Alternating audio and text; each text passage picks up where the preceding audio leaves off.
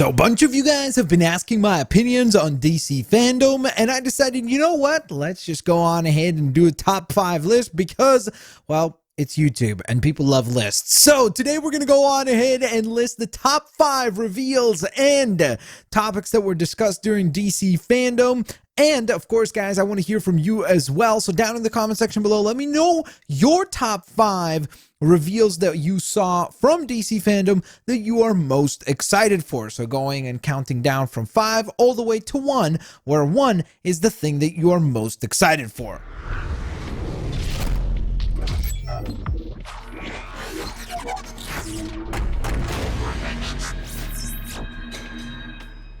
All right, guys, let's rock and roll at number 5, surprisingly to me as well. And by the way, I guess before we even rock and roll with number 5, the first thing I want to mention is, of course, my name is Blitzwinger. Don't forget to go on ahead and leave a like. Don't forget to stay subscribed. If you haven't subscribed, hit that subscribe button. Hit the bell for notifications. Turn on all your notifications.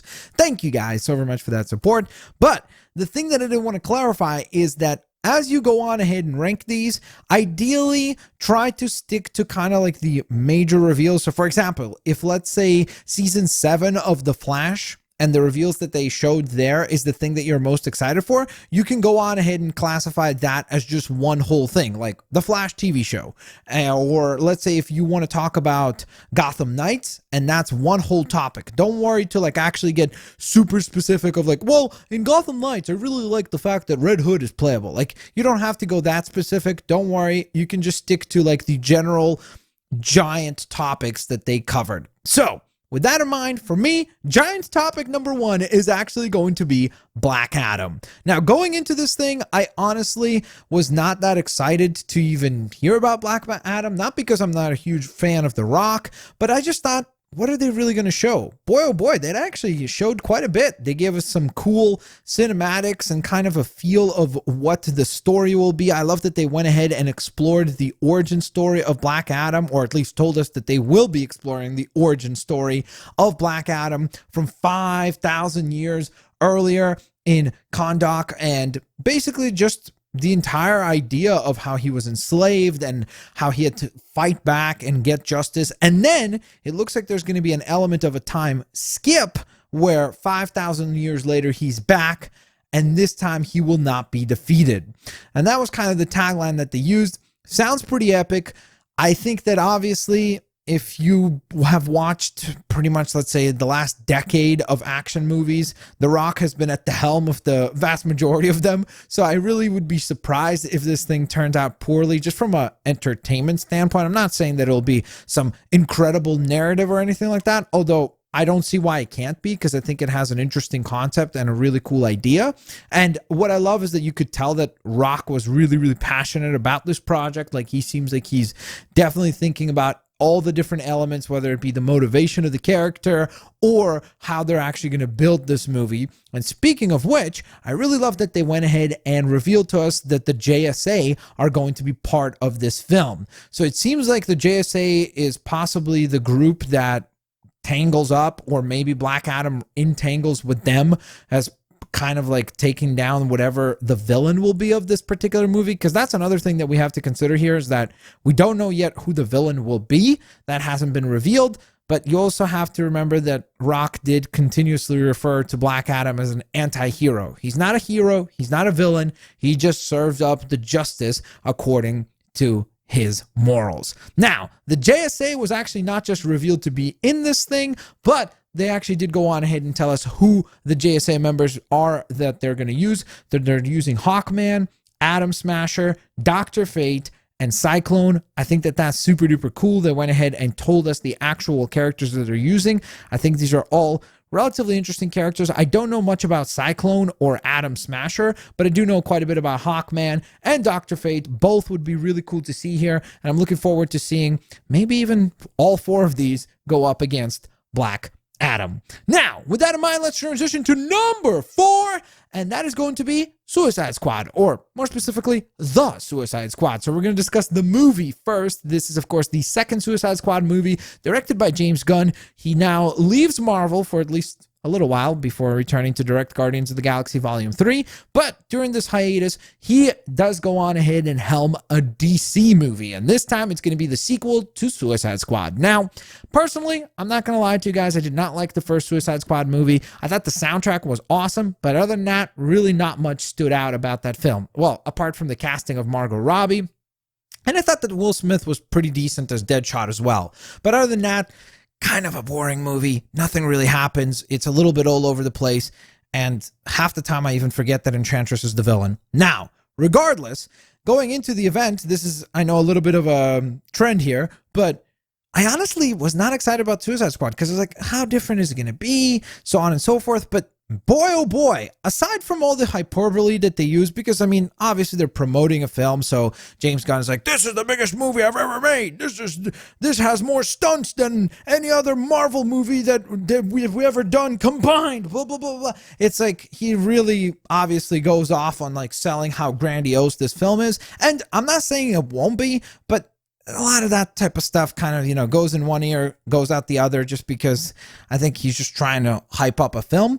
But what I will say is that I really love that a few of the different moments that they revealed here. So first and foremost, it looks like the cast has a really, really cool dynamic. I like that they kept some of the cast from the previous films or film.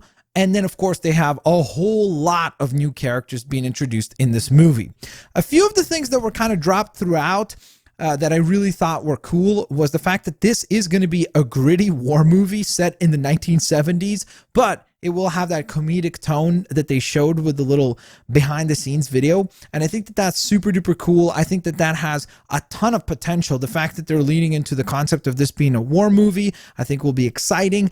And just all the cinematics and the shots and everything, it really looks, even just from that one tiny little preview, I think it just really proves how talented James Gunn is at doing ensemble films. It's not an easy task. You can look to a lot of movies that absolutely fall on their face and are unable to make an ensemble feel like everybody's getting a little bit of a moment to shine. And for whatever reason, James Gunn just has that down. Like, he is just so good. Even from those small scenes that we saw, you can see that most likely each or the vast majority of the characters will have at least one moment where they will shine in this movie, which is kind of crazy to say when you think of the entirety of this roster. There's a lot of characters in this thing. So that's a bit of a concerning element, is that maybe this ensemble is just a little bit too big.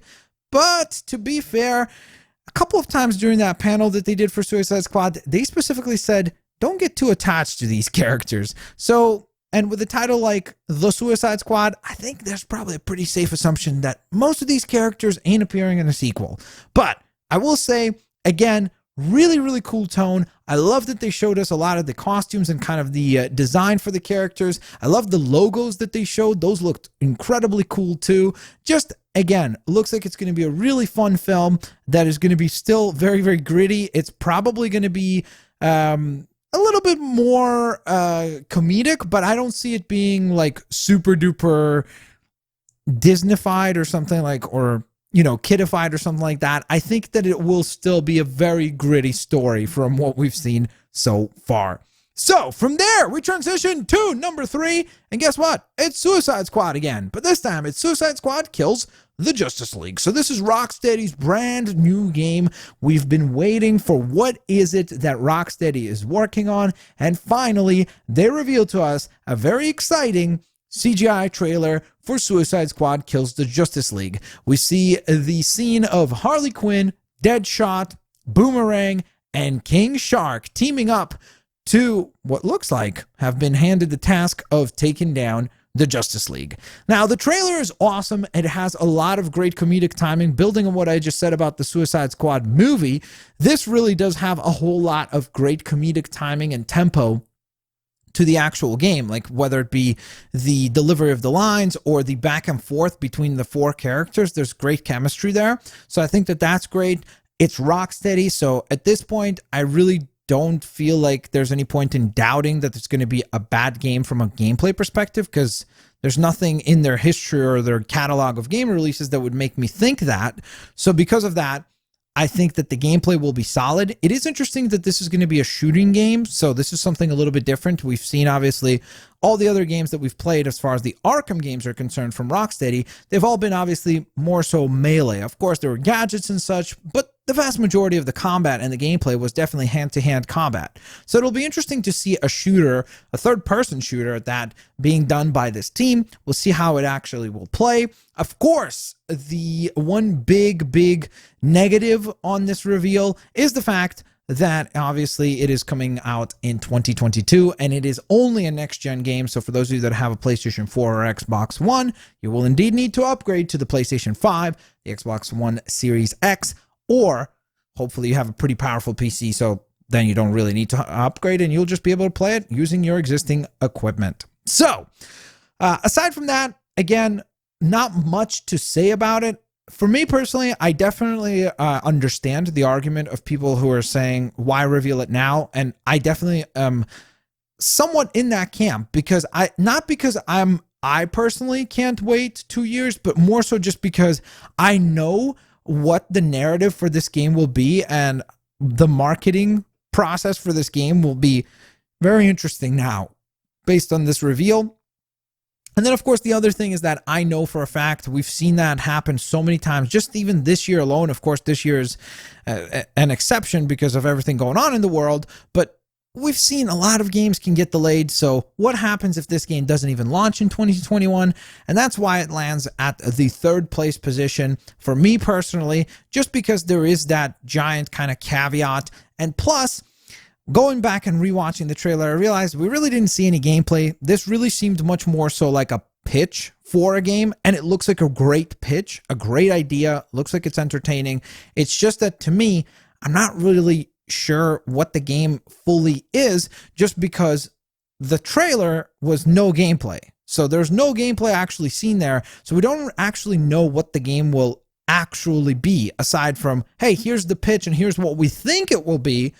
And then I guess we'll fast forward to 2021 and we'll find out, or sorry, 2022, and we'll find out if it actually winds up being what they showed us. So time will tell. Now, from there, we transition to number 2, which is another video game reveal, and this will be Gotham Knights. Now, I know that this game or reveal was a little bit divisive, I think more so than the Rocksteady one. I think for Rocksteady, mostly it was positive reception, and then obviously some people complaining about the launch date, which, again, I get that, but the actual, like, idea and concept, nobody really poo-pooed the actual, I guess, look and feel of the game from what we saw, at least. Now, for Gotham Knights, we saw a lot more. We saw gameplay. We got an idea of what the characters are going to be. We found out that, obviously, this is a game that is set in a world where Batman has died, and he has now activated this Code Black program where, essentially, the other 4 members of the Bat family who are out and about, Jason Todd Red Hood, we have Tim Drake's Robin, we have Barbara Gordon's Batgirl, and of course, we have Dick Grayson's Nightwing, who are now basically taking up the mantle of becoming the Dark Knight, the new Gotham Knights. And it's up to them to protect Gotham, whether it be from the classic villains that we know, like Mr. Freeze, who was actually confirmed to be in the game, or some new villains that we have not seen in video game form, and that would be the Court of Owls. So we see that the Court of Owls is obviously going to play a big factor in this game, although it was interesting that the actual creative director for the game did say that there will be other mysteries in the game as well. So it's not just the Court of Owls that you have to deal with throughout this entire adventure. So that's interesting. But the one thing that I was confused about is that a lot of people were like, oh, I want to play as Batman. I wanted a Batman game.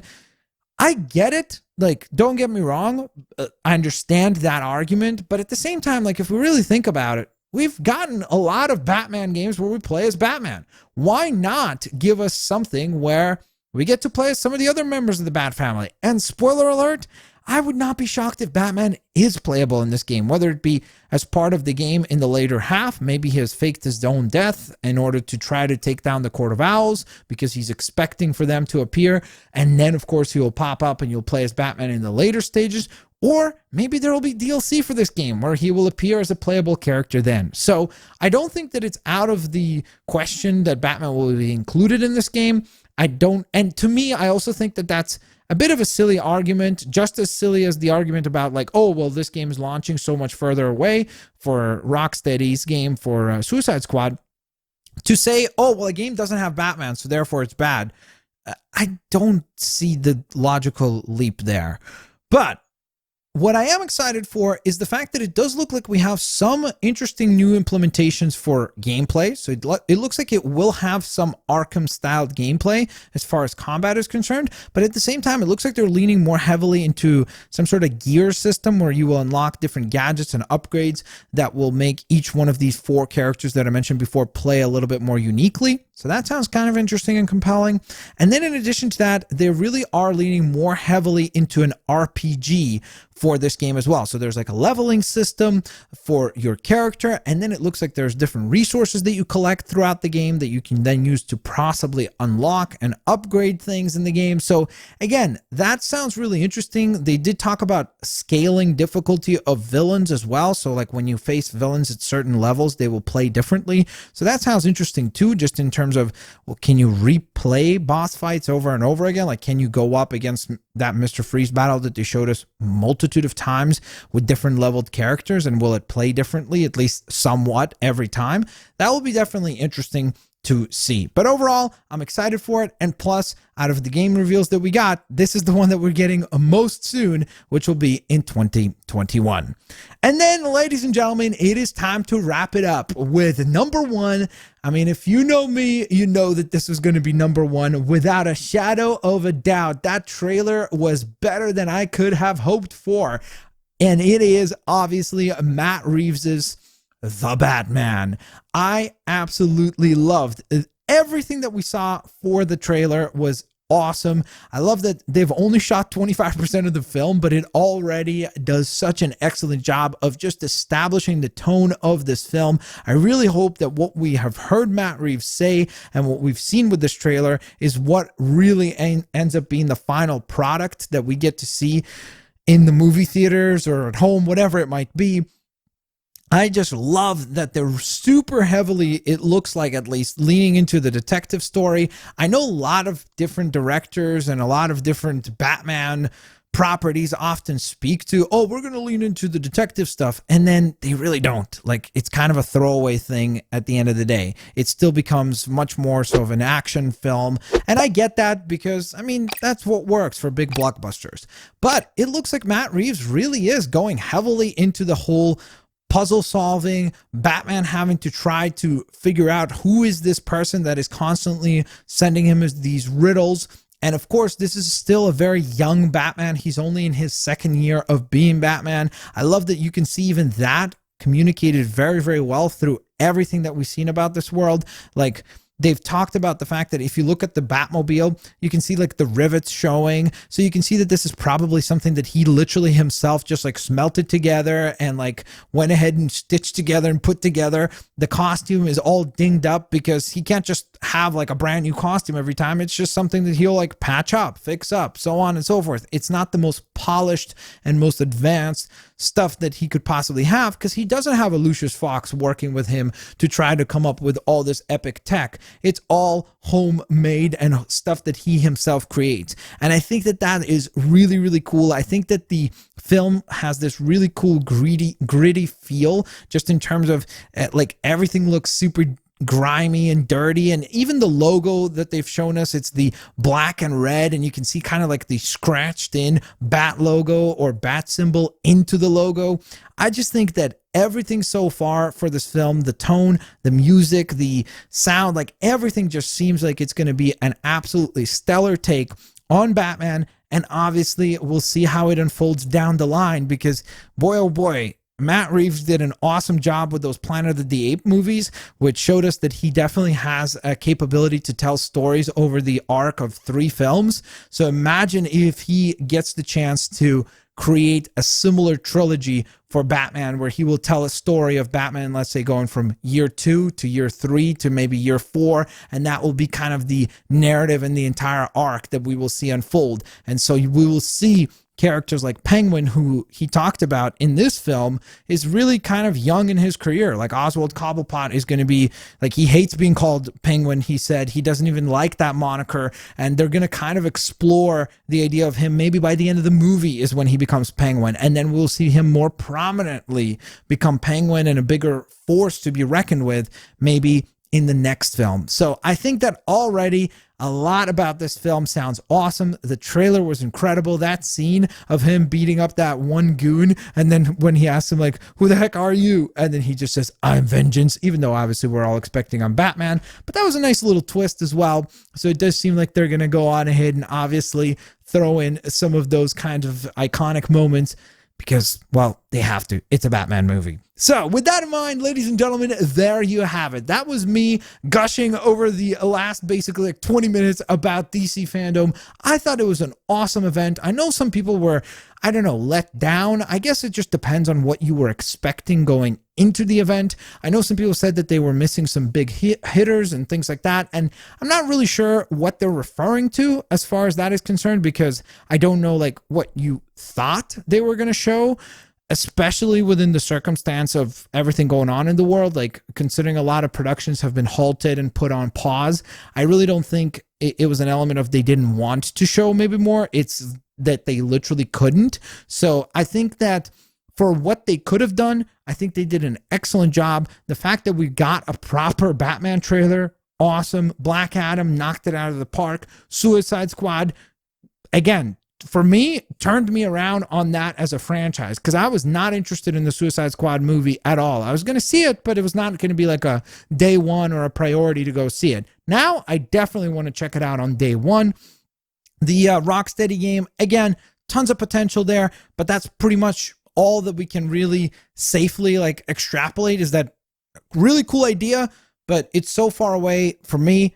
I can't really get too excited for it yet. And then, of course, Gotham Knights, brand new WB Montreal game. For them to try to go on ahead and establish a brand new original story, I think is awesome, because they are not going to be hindered, or I guess not hindered, but limited by the world that Rocksteady had begun with. They get to do their own take, their own unique look, and their own unique story, which I think hopefully will turn out well. So there you have it, guys. Those were my DC Fandome thoughts and my 5 most favorite reveals. Let me know what you guys think. I know obviously there were a lot of other reveals, whether it be for some of the TV shows. There were a few comic book reveals as well, like Static Shock, for the Scott Snyder Justice League cut. I'm sure maybe some people will say, oh, Scott Snyder. Did I say Scott Snyder? I meant to say Zack Snyder. Zack Snyder Justice League cut. I'm sure there's a lot of people that are excited about that. Maybe some people really love that Wonder Woman 84 trailer where we see Cheetah for the very first time. So let me know in the comment section below. I'm actually genuinely curious to hear what your top 5 were for the DC Fandome event. Thanks all for watching this video, guys. Don't forget to hit the thumbs up button, subscribe if you haven't yet, turn on your notifications, and of course, guys, I'll catch you guys next time. Peace out. See you later, alligators. Hope you guys enjoyed that video, and just a quick heads up, don't forget, guys, if you'd like to support the channel furthermore, beyond just leaving a like, consider becoming a member of the channel. Members do get exclusive perks like exclusive emotes. In addition to that, you do get priority in sub-game streams as well as custom game streams. Plus, you would get access to the exclusive channels over on the Discord server. Thanks all for watching the video, and I'll catch you guys in the next one. Peace!